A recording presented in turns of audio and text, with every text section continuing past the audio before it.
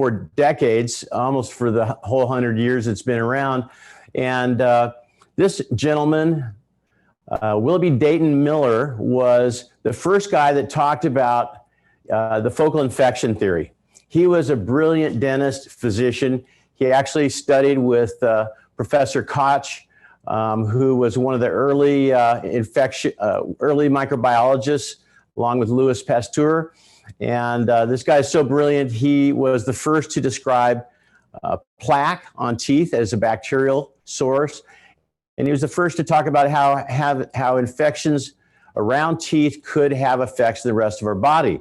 Now, we think in endodontics, the focal infection era as that dark period, but this guy said, okay, although teeth can be a focal infection for the rest of the body, he said, don't extract teeth. He said we should eliminate those foci of infection by doing root canal therapy.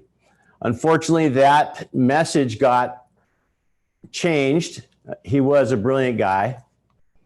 And this guy came along, Sir William Hunter, and he had a quote that saving a tooth with root canal therapy was the equivalent of creating seas of sepsis underlying mausoleums of gold. He was a wingnut. He also thought that doing brain surgery on people who had psychiatric problems was a sure way to solve those problems. So he was often in error, but never in doubt. He was a good-looking idiot. And he's really one of the major guys who got the dark ages of dentistry with us, when dentists became denturists because they hated teeth. Patients would get to be the age of 40, and they would go to the dentist and have all of their teeth extracted in an effort to increase their longevity. And that was horrible. So what was going on in endodontics at the time? Well, this guy did a beautiful movie about root canal therapy in the 1917s. He showed that we were actually fairly sophisticated.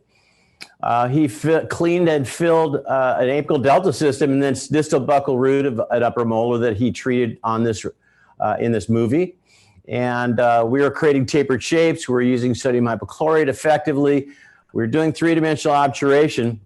And just as we were getting into our swing, hitting our stride, the focal infection era really killed endodontics as a part of dental treatment.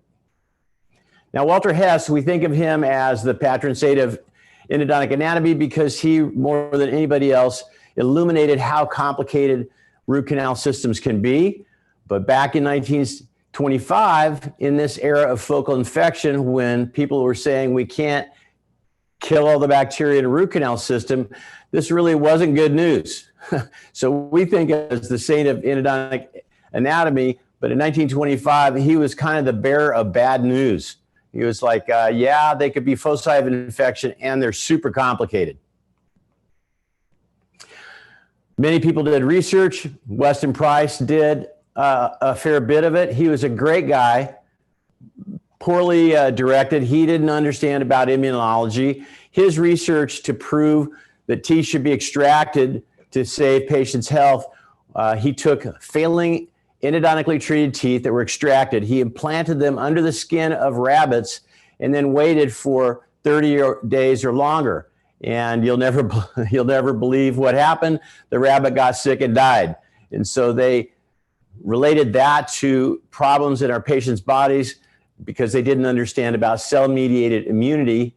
And so you can give him credit for not knowing any better. He was also